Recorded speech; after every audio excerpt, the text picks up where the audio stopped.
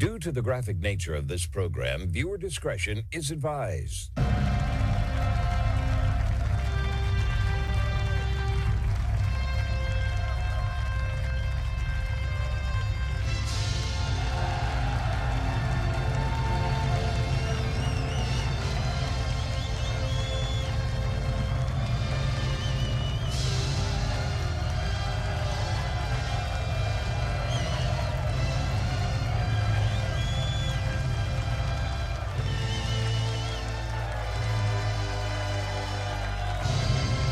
Hello, everyone, and thank you for tuning in to today's broadcast. It's the Thursday, July 30th, 2026 episode of the Marco Jure Show, the only show where the facts are facts and hard truths thrive. I'd like to begin the program today commenting on what we witnessed just yesterday after watching Anthony Fauci yesterday, Dr. Evil himself, declaring after each question that he was taking up his Fifth Amendment right, a total of 111 different times. Now, I've come to realize that absolutely nothing will happen to this demented little creep.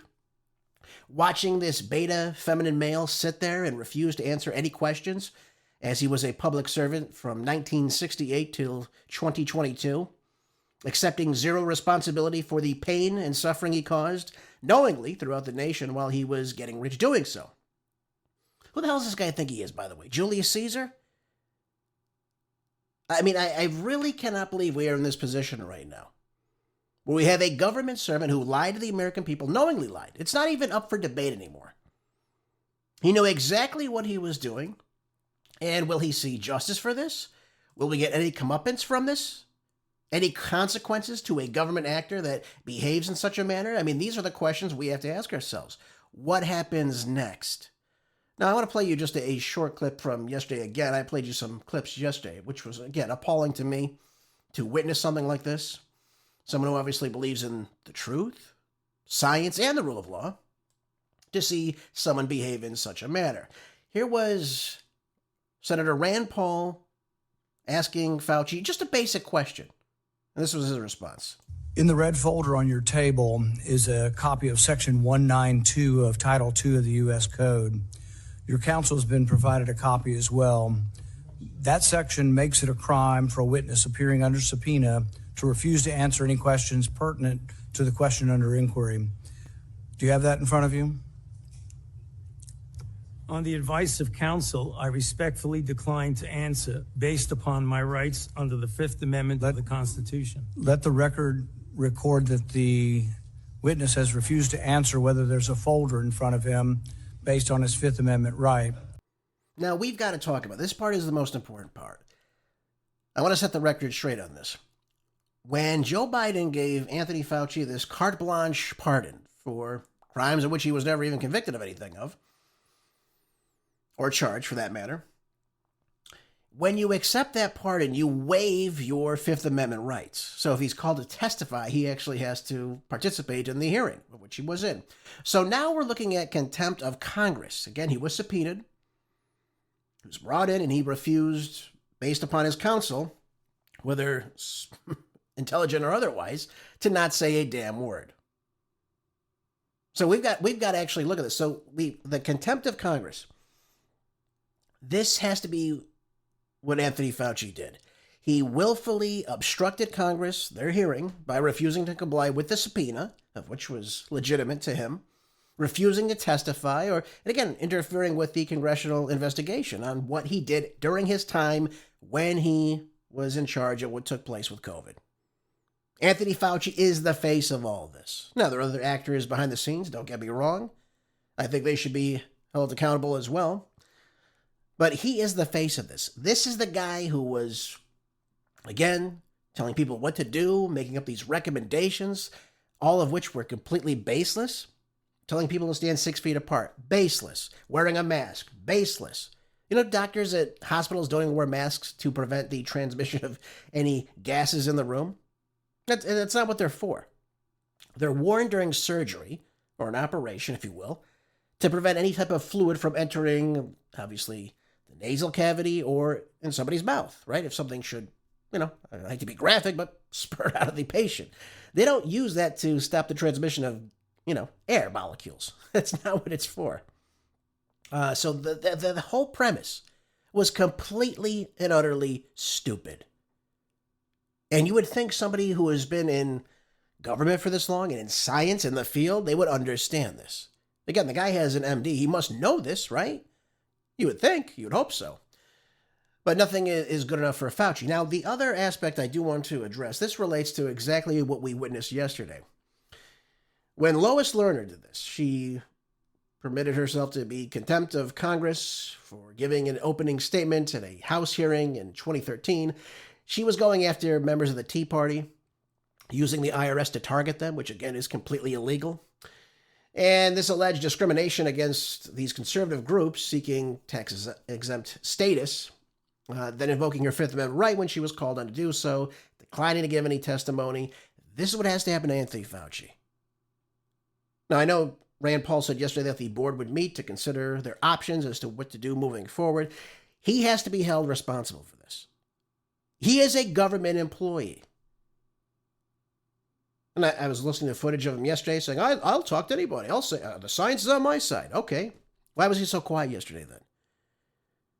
Because what was found in this Dear Diary of his, of which the lunatic wrote, he knew exactly what he was doing. Plain and simple. We know that the information leads us to him funding the gain-of-function research, which, again, he denied to Senator Rand Paul previously. So now we're looking at perjury and now contempt of Congress. Lying to Congress and, of course, obstructing this investigation. And, again, we as the American people need justice for this. There's no other way about this.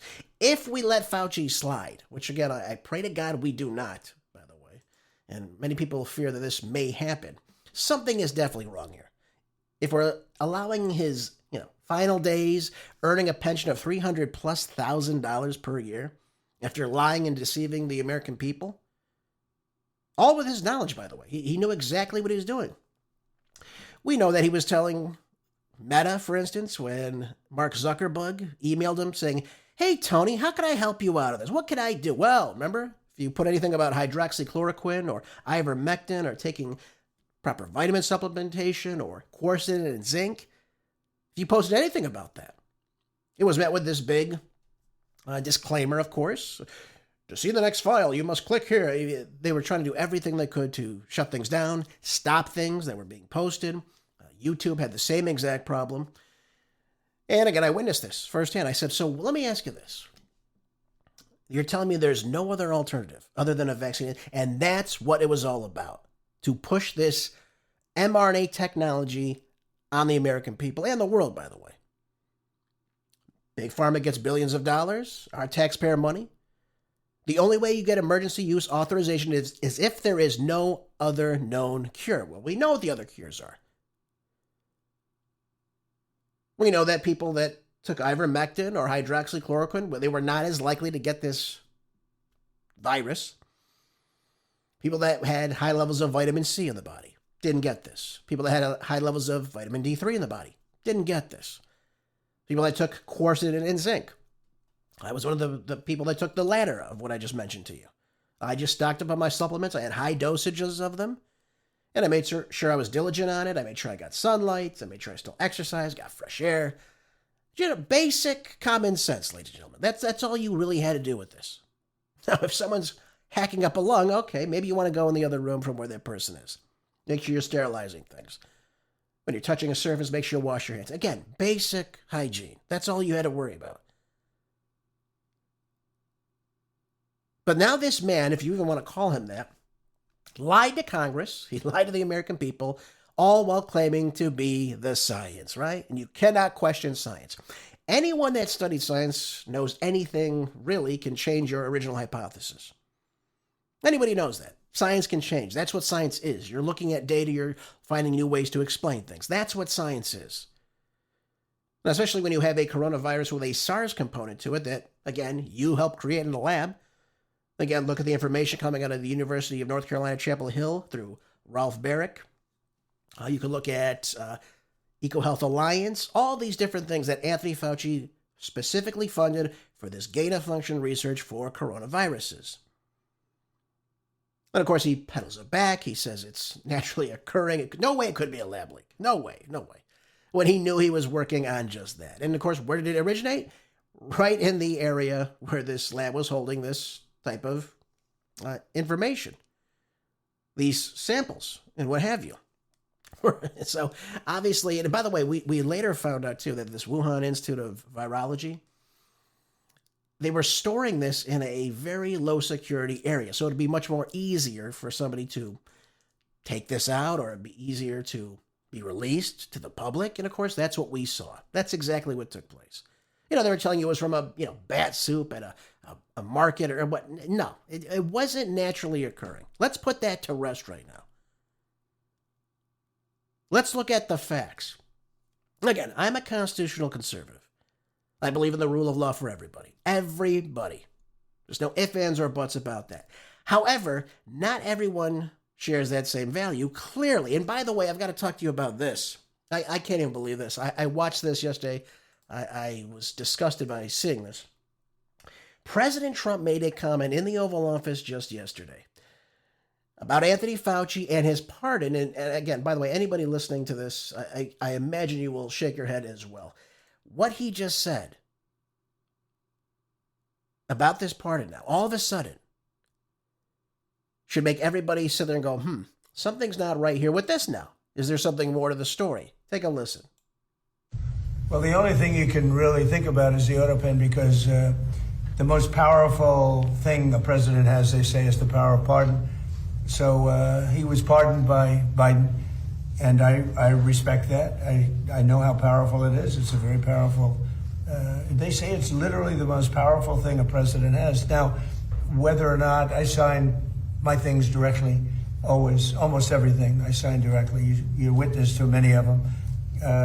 He signed very few. The only thing I know that he signed was Hunter Biden's pardon, but I'm not sure that he signed, he probably didn't sign this one. So I can't tell you what the law is. I've heard that you have to have a lot of proof. You need to have letters. You need to have all sorts of things that the person operating the auto pen has to know exactly what it's all about. He didn't know what it was about because I saw him testify. So maybe there's something on the auto pen. Other than that, the power of pardon is very powerful. All of a sudden, President Trump now recognizes the Biden auto pen. What changed? Came in ranting and raving about how he's not sure that he knew what he was signing. Now he's saying it again, but now he's saying, well, it's the power of the pardon. I respect the power of the pardon. You'll all recall when Robert Hur interviewed Joe Biden, where he said that he willfully retained the classified documents without proper authorization from the SCIF. Joe Biden was taking classified information and using it for his memoirs, storing them in his garage, next to the Corvette, right?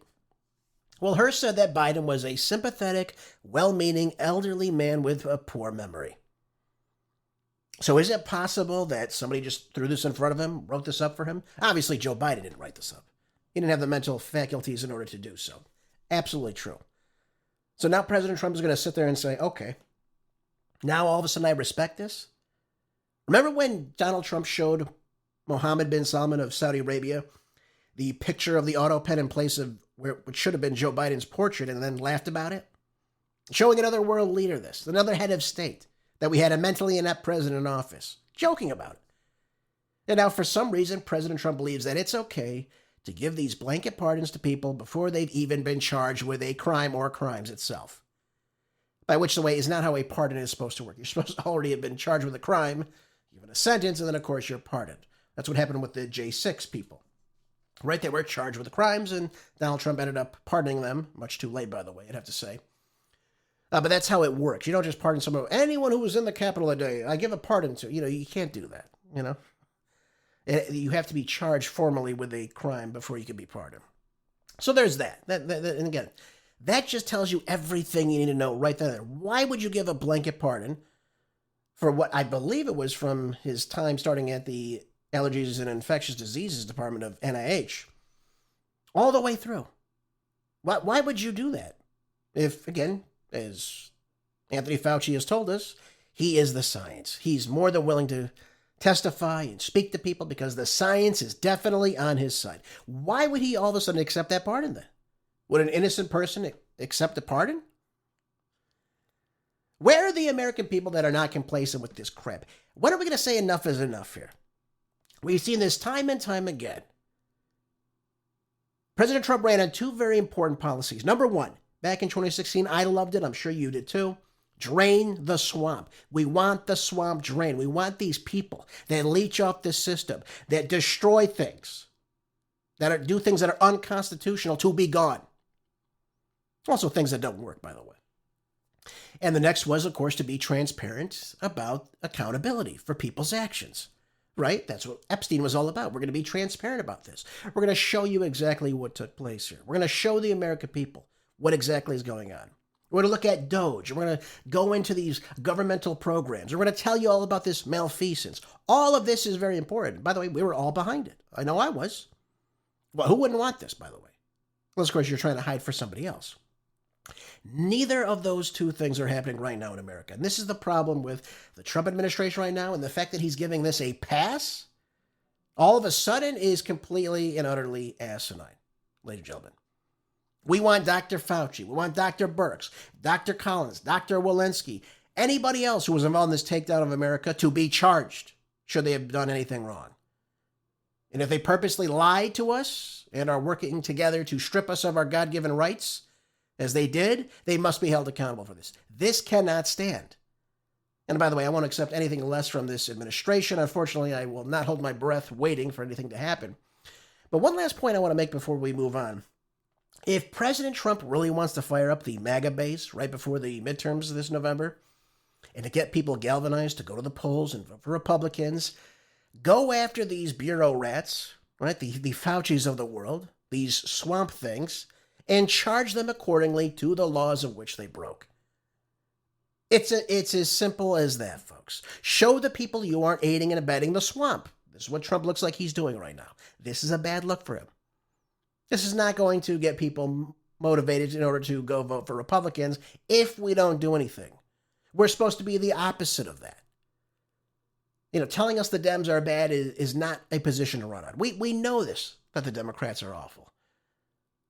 But now you're aiding and abetting them? You're allowing them a pass? What are you going to do to help the working and middle class in America? What are you going to do then? Better yet, what are you going to do to strengthen the middle class in America? Why don't you tell us that? What are these candidates running on right now? What makes us think that if we, again, re-elect the Republicans to take the House again, Republicans to take the Senate, what changes? Because it seems like we're on this downward spiral, and no one's really saying anything about this. I mean, let's be honest. If we point to President Trump's accomplishments since he took office for the second time, not his first term, the second time, what do we really have to point to? I guess the only thing that comes to the mind is the closure of the border, which again is very crucial. Again, this was something that we elected President Trump to do. What else, though? What else can we really point to? He didn't give us mass deportations. In fact, he's halted that very much so. He's deported less people than Obama, for God's sakes.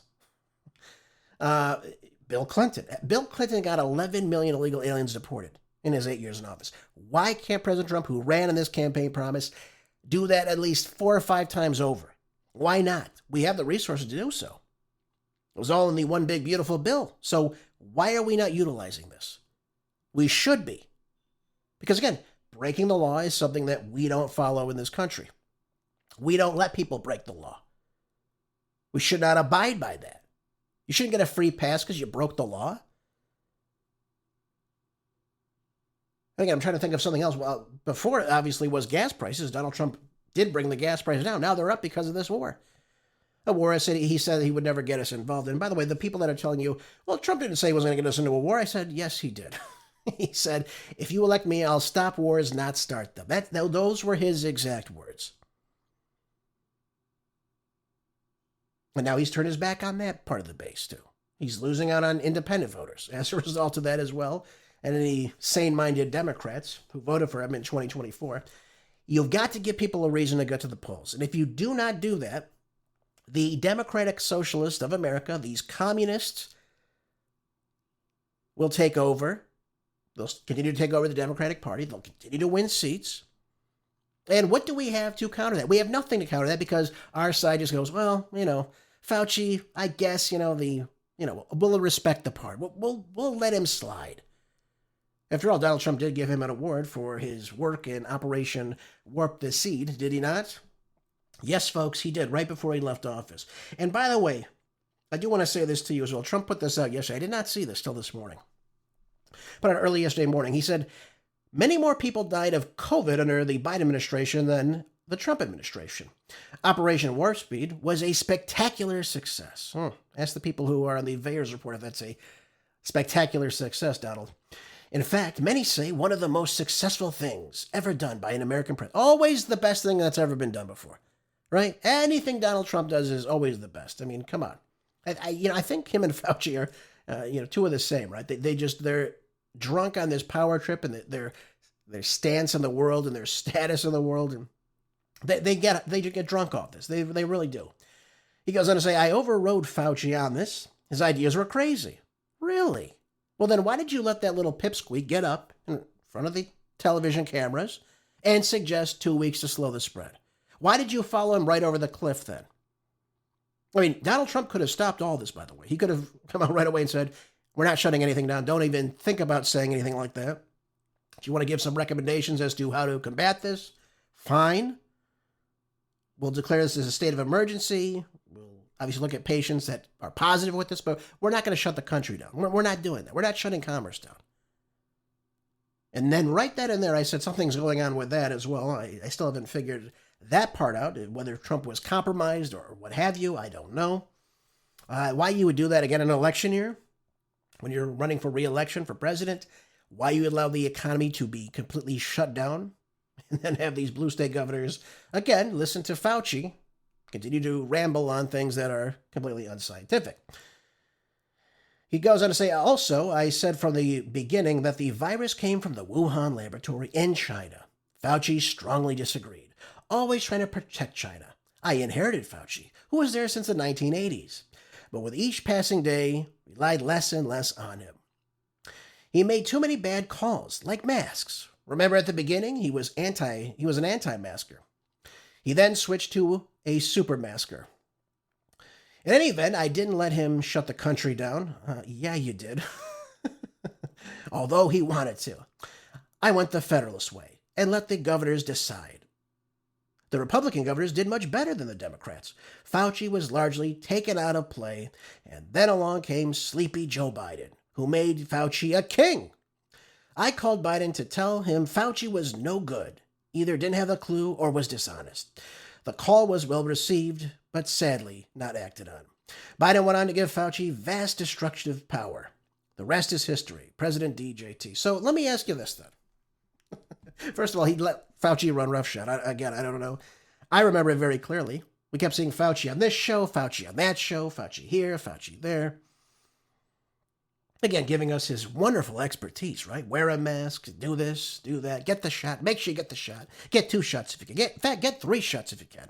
Get your little medical passports. You can go show everybody how proud you are. You took an experimental shot. Now, again, folks, if you want to take a shot, it's your body, your autonomy. If you want to do that, that's up to you, right? If you want to wear a mask, you want to wear a mask today. That's up to you. You want to wear nose plugs, headphones, goggles on. You can do all that if you're this afraid of viruses. By the way, we come in contact with about 60 to 70 different viruses every single day. Did you know that? Well, now you do.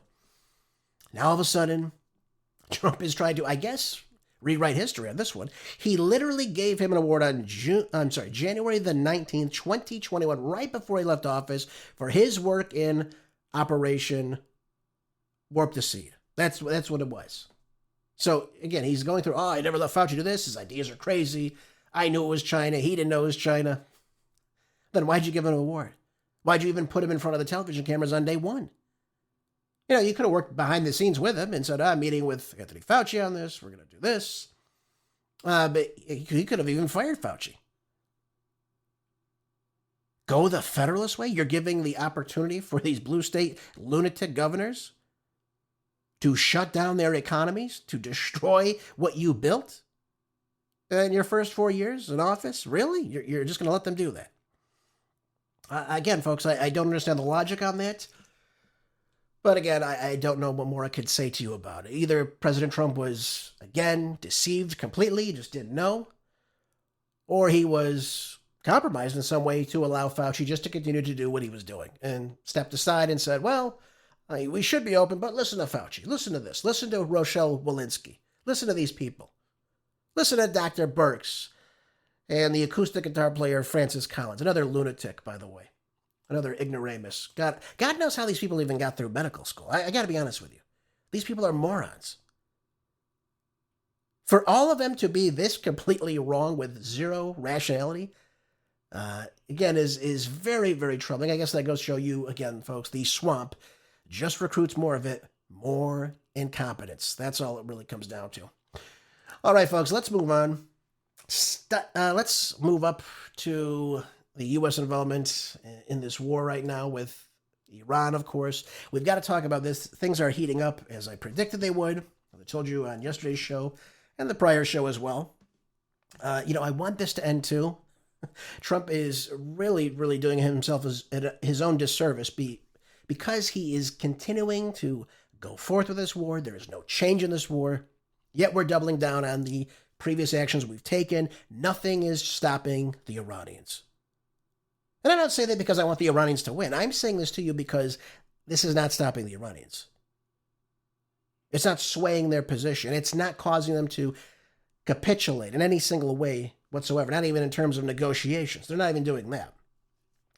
But here we go. It says here the United States is increasingly signaling that it is preparing for a significantly larger military response against Iran. As Washington weighs options ranging from limited retaliatory strikes to a sustained air campaign aimed at crippling Tehran's military capabilities. Now, according to Israeli assessment, this is a kicker, by the way, there is a growing belief within the defense establishment that the United States is nearing a major counteroffensive following what officials describe as a pattern of escalating Iranian aggressions across the region. Now, let's pause for a second. Who was just at the White House the other day? Oh, that's right. That would be Prime Minister Benjamin Netanyahu. Oh, right. They met for an hour and a half. It was a great conversation, he said. Wonderful. Couldn't be better. He was sharing intelligence on Iran.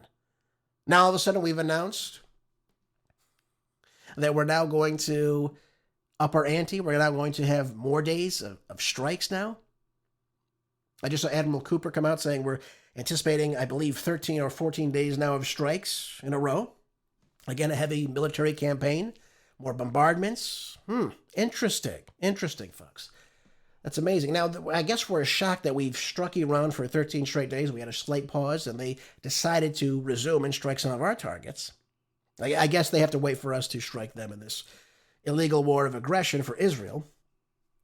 Nonetheless, a senior Israeli security source told us that the Americans are preparing for something much bigger than anything we've seen so far, adding that the intelligence gathered by Israel suggests Washington is organizing a broad military operation rather than another isolated round of retaliation. Now, President Trump has suggested that he'll bomb the blank out of them, right? This is what he's using, this type of vernacular again. We've heard this in the past. Then, of course, Trump laid off for a moment. We saw the stock market change. We saw oil beginning to go down. We'll talk about the oil futures, of course, tomorrow when we do our economic report.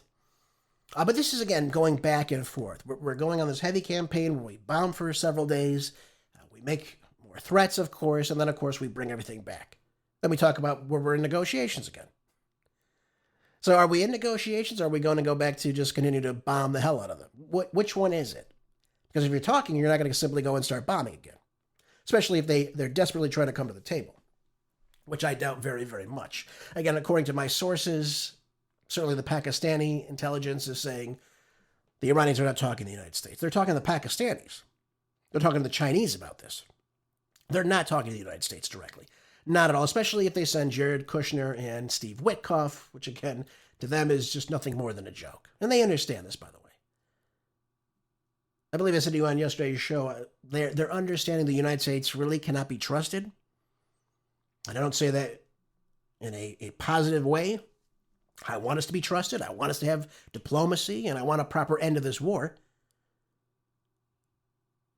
But how can they trust the United States when 3 times now we were in negotiations, we decided to let Israel and the United States go in and bomb them. We just signed a memorandum of understanding. We completely thrown that out the window. We didn't honor any of it, by the way. And they continue to tell us that the Iranians are the ones that broke it when they attacked that vessel in the Strait of Hormuz. Well, that's not true. From day one, we didn't stop what happened in Lebanon. That continued on, and that's still going on right now. I'm sure Netanyahu set Trump straight on that the other day, saying that they're not going to get out of Lebanon at all, so don't include us in this. And we never gave them their money back at all. We certainly never gave them back any type of reconstruction money for them to rebuild their country. That didn't happen. The naval blockade wasn't fully removed. It's still there right now today. And we got ourselves involved in what took place inside the Strait, where we were supposed to have no business whatsoever. And here we are, we're escorting vessels through, telling them to defy Iranian orders, which again caused the Iranians to strike a vessel, and then allowed the United States to restart the conflict yet again. So the United States is the one that didn't do this. The Iranians really did hold up their end of the bargain on this. Again, I'm looking at the facts. I'm not looking at what I'd like it to be. And so one has to say, what happens next? What happens next? Now, we got Brad Cooper coming out. He's the commander of U.S. CENTCOM. And he says now we've prepared for an option for a 10 to 14-day air campaign targeting Iran's missile infrastructure. So, again, I'm assuming through the grapevine, they're referring to Pickaxe Mountain, which, by the way, the Iranians have said, if the U.S. does hit Pickaxe Mountain, Iran will continue to hit targets, U.S. bases, anywhere there's U.S. support, all throughout the region again. So our military bases are really getting pounded right now. This is putting our troops in harm's way again, which we do not want. Cooper also reportedly believes that a larger offensive would significantly degrade Iran's offensive capabilities and reduce the need for a prolonged defense operations against Iranian missile attacks. Again, I disagree with this completely. It's not going to work. Now, again, you could strike bridges, you could strike, roads, you could strike a mountain. We don't even know if this will even penetrate the mountain and cause damage. We don't know. We could try it, but we don't know. Now, according to people familiar with the planning, says Cooper's proposal goes well beyond the limited retaliatory strikes carried out in recent weeks, arguing that a sustained campaign can break the cycle of Iranian attacks and U.S. responses. I don't see anything changing now. Because, folks, if this was the case, if it was so easy to have a 10-day campaign, to go in and just bomb the hell out of them, as we saw in the first 40 days of this, these constant strikes going back and forth, we would have already done it. We wouldn't wait this long to do this. Are you telling us we could have ended this in 10 to 14 days, and now we're, on month 6?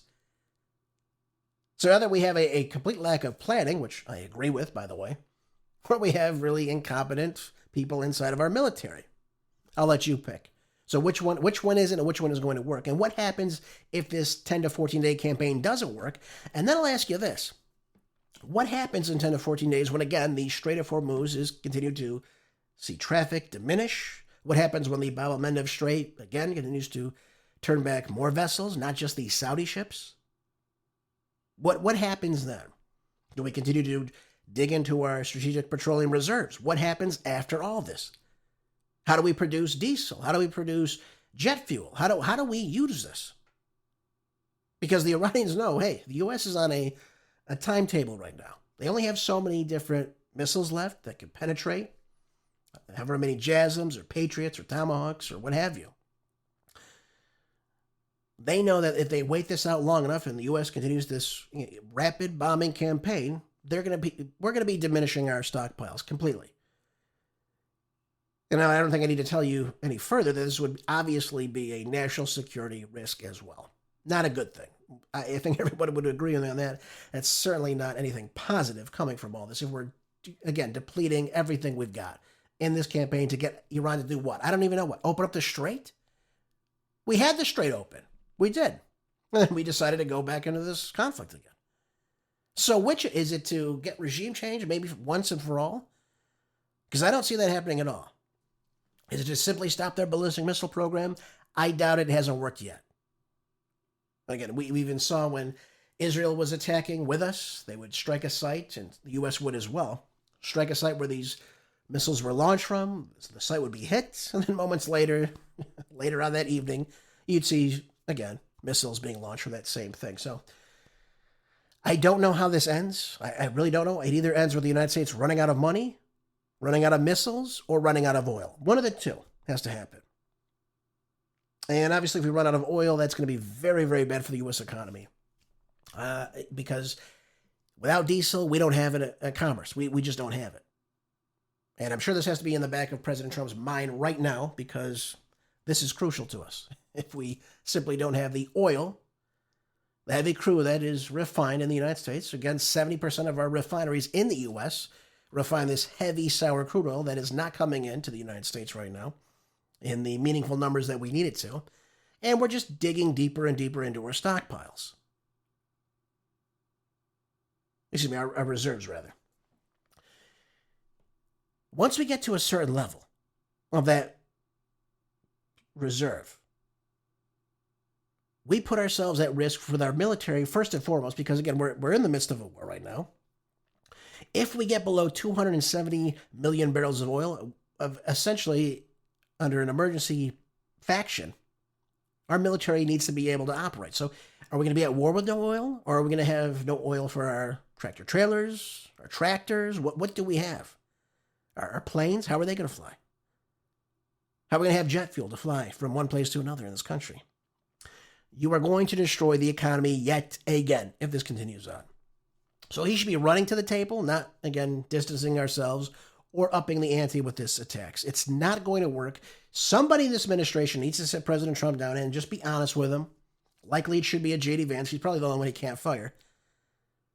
And simply say to him, this is going to happen if you don't do this. And again, bring in other people just to nod their heads and go, yeah, this is going to happen real soon. So Operation Epic Fury is going to become an epic failure very, very soon, especially in terms of our economy, which most people, by the way, don't support this war, and they're not happy with the way the economy is going. How do we know this?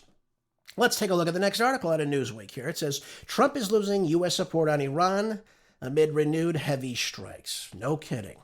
Now we have the support among the American voters for U.S. military action inside of Iran has slumped to its lowest level since the war began. This is according to a one polling outlet in a survey that comes as President Donald Trump announced further strikes on the Islamic Republic.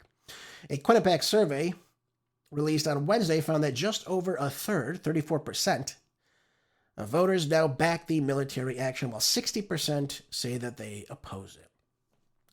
So the question is, if the American sentiment about this war is back and forth, saying, listen, we don't want this war, we don't want this conflict, why is President Trump persisting with this? It's because he continues to go with the talking heads, largely on Fox News. I'm told that's what he watches. Okay, fine, whatever. But he listens to the likes of people like General Kellogg. What is General Kellogg saying as of late? Take a listen. But without boots on the ground. I want to clarify your statement. Without boots on the ground. When I mean boots on the ground, this is like a major invasion, sort of like we did with Iraq during the first Gulf War. It was a major invasion. It doesn't mean that. You can do specific strategic targets and take things that are value to the Iranians that they cannot live without. I mean, there's been talk all along in the media about Kharg Island. That's 90% of their economy. You could take that. It's an island 16 miles offshore. You have the military assets to do something like that, and you take it and you hold it. And you say, if you're really serious about ending this thing, then let's talk about, we'll give you Kharg Island back, or we'll keep it forever. This is, again, a stupid position. First and foremost, Iran is not Iraq. Let's be very clear about this. This is not the same thing. He's now talking about taking Kharg Island. Kharg Island is a small island. It's right off the coast of Iran, inside the Persian Gulf. It's very tiny. The problem with this, folks, this goes well beyond where our airspace can reach these Marines or these troops or whomever you decide to put on this island. And it allows for a position for, number one, either the Iranians to strike the island where these troops are being stationed. It prevents us from allowing ourselves to get in supplies, or, God forbid, somebody is injured, to get them off the island, to get them to a location where they can be treated properly. And it also puts us in another position where, God forbid, again, if these Marines or troops or whomever it may be are taken hostage by the Iranians.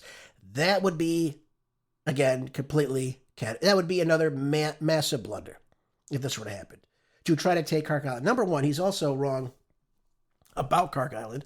Yes, it is a massive oil terminal. He's right about that. However, the Iranians have other means and ways in which they can transport their oil. They don't have to go through the Strait of Hormuz. They have several different land routes of which they can utilize. Belt and Road Initiative. They have several routes going into Pakistan, which go into India. They can go north of the Caspian Sea and ship things to Russia. There's many different routes in which the Iranians can utilize here. They don't just have to go through the sea route. And by the way, the land routes tend to be much quicker anyways. That's proving to be a much more safer option, especially with the U.S. naval blockade in the region. So what is the purpose of so if we decide to take our Kark Island, what do? Do we take the oil from Kark Island? How do we get a ship in there? Do we just destroy the oil that's sitting there? That wouldn't be very smart. What General Kellogg, again, he may mean well, I don't know General Kellogg, but everything he is espousing right now is not going to work. It's not going to work. It's not like invading Iraq. It's completely opposite. Iran is many times larger than Iraq. So we're talking about two totally different scenarios here. We're talking about two different ways of fighting here. Iran is very isolated. It's very mountainous as a country. It's very tough to get into the interior. We know the coastline is, again, very rigid and again, very rocky and mountainous and what have you. And we know that they also have different missile bases in that region. They have drone capacities. I mean, we would be putting our troops in harm's way right from the start, even if we were able to get a plane in there to dispatch them onto this island. And so I don't see what taking Kark Island would do. By the way, there are people that live on Kark Island. So in other words, you have problems. You're going to have lots of problems. And then the question of, again, the supplies, getting them off the island, making sure if anyone's injured to get them off the island. Again, how do you restock them? All these different issues that I guess Kellogg either doesn't recall or he just doesn't care about. But none of it is anything positive, folks. None of it at all. So if we were to do that, and by the way, I'm sure that's why Kellogg, that's why General Keane are always on saying the exact same thing. We might have to put ground troops on the ground. Okay, all right. What are we going to do then? Again, what is the next? What happens if they're taken hostage? Do we need to see a repeat of 1979 yet again, folks? I don't think so. I don't think we would want to see that. I don't think we should see that. It would be completely devastating, obviously. And nobody wants it. I would have to say I don't think anybody in America wants that. But to bring your attention back to this article, it's showing that the vast majority of Americans right now are not happy with this war. We're less than 100 days from the midterms. This means, for instance, again, Trump's war of choice, without any clear objectives, with no exit strategy, is really hurting his administration. Let's be very clear about that's exactly what's going on here. We're seeing growing gas prices, growing food costs, growing concerns about the U.S. economy. We're now talking about oil shock supplies going on, bottlenecking. And by the way, we're also talking about global famine in different parts of the world, in the global south in particular. We're talking about not getting oil to various countries, which is the lifeline in many of these nations. So we are choking off a vast majority of several different commodities in which the world really needs. And yet we continue to persist with this war that we are not going to win. And I'm not saying that we're not going to win because our military is not strong or doesn't have the might to do so. I'm saying this is happening because of the way we're fighting this conflict. And we simply just don't have the resources to really get in there and do the job. If you want to do an Iraq-type situation, you need to put boots on the ground on top of a bombing kit. You cannot just blow things up. Ask anyone in the military, ask any military historian, it's just simply not going to work. Again, go look at Bill Clinton in the late 1990s when he was bombing Kosovo and Serbia and all that great stuff. Didn't work. 78 days of bombing. Didn't work. You have to have a ground campaign as well. You have to control what's on the ground. And we're not controlling what's on the ground in Iran. Oh, yeah, we're blowing stuff up. But as I told you before, like the Iraqis, the Iranians are very, very good at pouring concrete let me tell you. Now, the other issue here, of course, as I've alluded to time and time again, is, of course, the traffic at the Strait of Hormuz right now. This comes from ZeroHedge. It says that the shipping traffic through the Strait of Hormuz is slightly increased as the U.S.-Iran negotiations remain ongoing in an effort to restore peace after a memorandum of understanding collapsed. First of all, the memorandum is done. It's over. It's not coming back. The Iranians have said time and time again, anything now, if the U.S. wants to come to the table, they're going to have to bring things to the front right away. So in other words, before we even consider negotiating with you, you release our frozen assets. You open up our bank accounts around the world. You give us the reconstruction money. You remove your Navy. You remove your fleet away from this blockade of the Persian Gulf. All these things, by the way, the war in Lebanon, that's going to be always number one. That war in Lebanon needs to end, and I would imagine they would put Gaza in there as well. But is Trump going to do all this? That's the next question. Will he do this? And I would have to say he's not. So we're going back in these 2 weeks of these tit-for-tat strikes and what have you. But still, the security situation inside the Gulf has really deteriorated, certainly. We're looking at what Bloomberg is saying in this article, citing Kpler.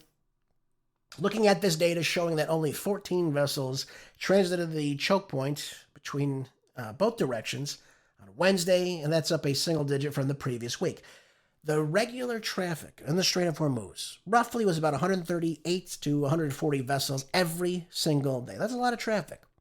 So we need to times that by about 10 to get that regular traffic going through the strait. Now, what vessels are moving through? Likely vessels that are going to China, if you will. That's what's going on there. But they're not coming to the United States, folks. They're not going to Europe. They're going to Asia. They're going to other parts of Asia. And I don't see how President Trump views this as a plus. There is no plus to this. The bottlenecking endures. That means you have the bottlenecking of helium, the bottlenecking of liquefied natural gas, the petroleum, you have the urea, the sulfuric acid, all these different things, aluminum, all these things come out of the Persian Gulf that are necessary for, again, global trade and, of course, allow countries to function. It's a very crucial choke point, and we are simply allowing it to be shut down. So, again, if Trump wants to boost up the economy just a little bit and at least give that rhetoric out, remove the naval blockade, stop it, stop bombing them, let the trade open up, and just get the hell out. That would be my recommendation. Because nothing more positive, and by the way, most people will be very happy about this. They will actually likely praise what's going on if he decides to leave. Now again, he could say, okay, we've bombed them and indiscriminately. We bombed this bridge, we're on this road, we're on this military base. He can go through the list of everything he bombed. I could care less. And we got him to open up that Strait of Hormuz. See, he can even say that. Look, I left and look, that strait opened right up. I told him to open it up or else we're coming back. Just say whatever the hell he needs to say. I don't care. Get someone to write the speech up for him. Claim victory just like he did against the Houthis, of whom we lost to. Get out of the region and let the strait open up again. Let commerce flow through the Strait of Hormuz again.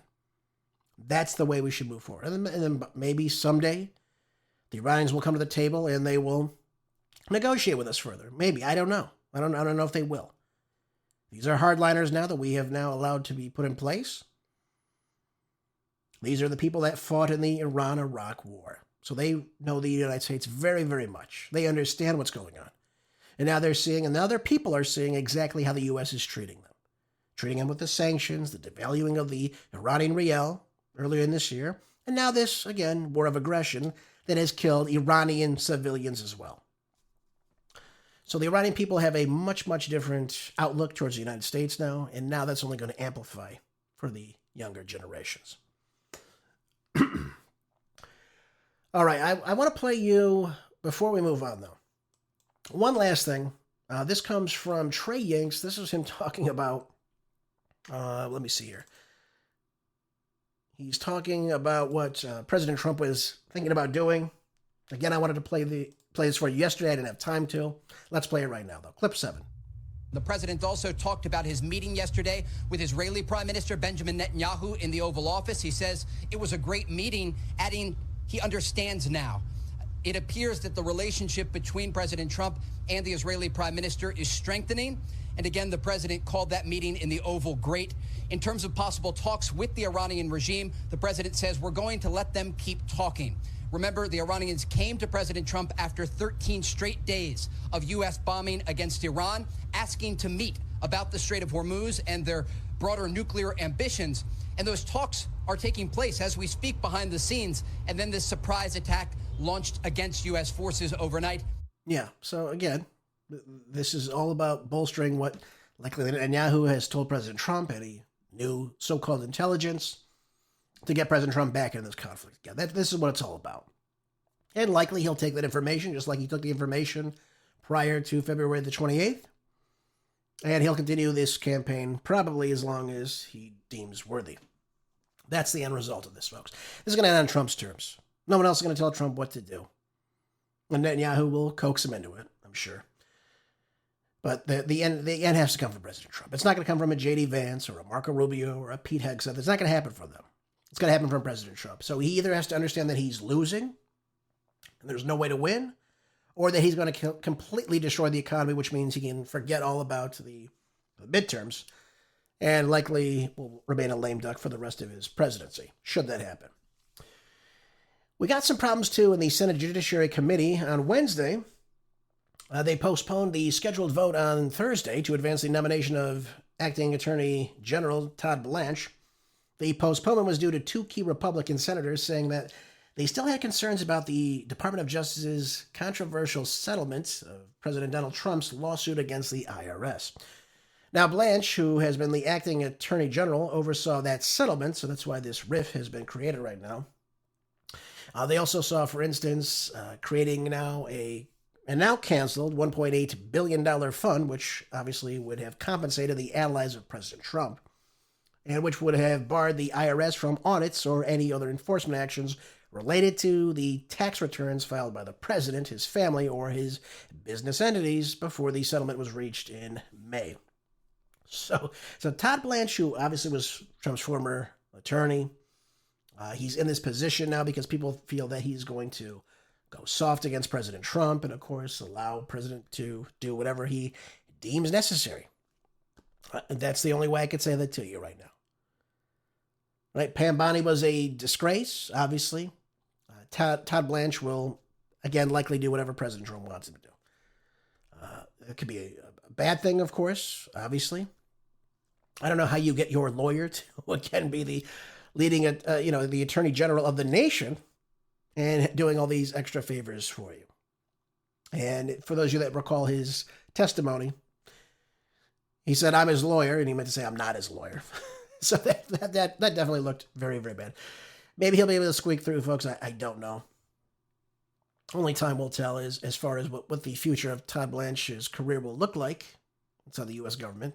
But this is just a bad optic, too, for President Trump. Having someone that was once your lawyer who worked on your behalf is now leading the law enforcement for the nation and the federal government. It's definitely going to be difficult. So this will be probably postponed as the work continues to really secure support in the committee that will, again, ally with Todd Blanche to get him across the finish line here. You know, we were talking earlier, folks, about the economy, and I want to bring up this article from The Hill to you. This is very, very crucial. Gen Z, who I've told you before, there's a Gen Z revolution going on right now. There's no doubt about that. Let's take a look at it. It says here, this report here from Johns Hopkins University found that 62% of adults aged 18 to 29 said that they view that there needs to be dramatic change inside the country. There needs to be significant changes happening. Didn't matter which party they were affiliated with. And additionally, another 58% said that the party they identified with needs to dramatically change itself. Now, the study concludes that the older generations have longer histories with politics, obviously, and they live through a mix of both the steady and unstable leadership. Well, you got to understand something. If you're a Gen Zer, you're born from, I believe it's 97, right at the end of the 90s, till about 2011, 2012, somewhere in that range, okay? And these younger adults, of course, that come into, they're trying to make their way in the workforce. They're going to school. They're getting these massive student loans. We're going to talk about that tomorrow, too.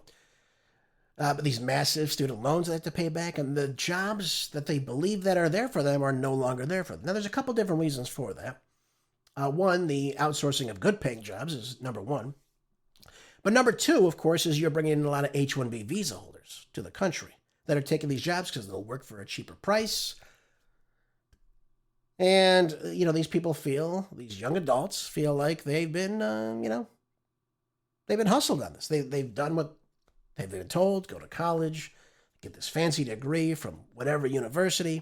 This job will be waiting. You'll be able to take care of yourself. And then they find themselves working these menial jobs or these lower paying jobs that are not really affiliated with what they want to do. It's not the future they thought.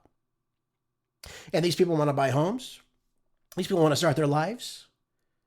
And they want what their parents had. They want that type of economy that the baby boomer generation really had. And you got to figure, though, too, this generation, I'm a millennial, but this generation in particular, from as early as they probably can remember, the United States was always engrossed in foreign wars in some capacity or another. Really, that's the truth of the matter. Starting with 9/11, of course, in 2001, this nation's been in constant conflict overseas with war. So we've been spending a lot of money on wars. At least $8 trillion has been going to wars. And they see themselves going, well, wait a minute. I've done what you told me. I've got this fancy degree now. It cost me $250,000. I can't even pay this back. How am I going to get a house? How am I going to provide for a family? And they're scratching their heads going, well, is this system working for me now? What's going on? And what's being produced here is a generation of kids that are going, maybe there's something else out there. Now, what is that other thing? Well, the other thing, of course, ladies and gentlemen, is mum dummy. Yeah, the mum dummies of the world. Somebody who offers you something for absolutely nothing. That's what it all comes down to. And it sounds good, doesn't it, right? Hey, I'll lower your rent. Your rent will not go up if I'm the mayor of the city or I'm the governor of the state or whomever it may be. But free sounds better than nothing to them, right? Now, remember, free just means taxpayer funded. That's all that means. Nothing is free. There's no such thing as a free lunch. But you see these responses in this polling. At the same time, Gen Z is also less likely to describe the opposing political party as evil or less than human. While 39% of Gen Z respondents said that the opposing political party is evil or less than human, 44% of the millennials, age 30 to 44, and 61% of the baby boomers, 65 and older, have categorized their opposing political party very negatively. So Gen Z is less likely to see their political opponents as completely evil. Obviously, there's outliers in that, of course, just like in any age group. And they see more justification for political violence. This is the problem with this, too. 40% of Gen Zers said political violence is justified to some degree. Can you imagine that? So, in other words, if you disagree with somebody, you're more than likely to go out there and feel this type of animosity towards them, and that violence is an appropriate response to something someone is saying to you. Now, this is compared to the 30% of millennials who said the same thing and 11% of baby boomers that have said the same thing. So the indoctrination is rich, too. Never forget, this is a group of young kids that have definitely gone through college, most of them. Definitely more likely than their parents' generation, the Gen Xers or the baby boomers, whichever it is. And there's more indoctrination going on now. It's being ramped up more and more. And by the way, the social media doesn't help either. So the response, though, that they would feel that violence is okay. Again, it in itself is troubling. What the future looks like in this country, I'm sure I don't know. But it certainly doesn't look like it's anything positive. We have to come back to values. That's another problem, too. We have another generation of mostly younger adults. They have yet to step foot inside a church or anything like that. They don't see religion as something important in their lives, although we are seeing more younger adults coming back to Jesus, which is fantastic. But this is a very, very troubling article, folks. And again, I only say this to you because something has got to change in this country. Something very important has got to change. And it's got to be the way that the government works. There's no other way around it. Now, again, I can sit here and tell you that we need to do this and that with the government. Again, when someone's offering you something for nothing, something sounds better because at least you're getting something from it, right? If you vote for Mum Dummy, at least you have a free bus ride. You have a rent freeze for a little bit, for that time being. We've got to let capitalism work. We have to let the free markets work, and that's how you bring people back into voting with conservatism. And on that note, folks, I've got to let you go. Thank you for being here today. Make sure you're always staying prepped with all your essentials. Enjoy the rest of your day. I'll see you back here tomorrow again. Until next time, be good, stay busy. God bless.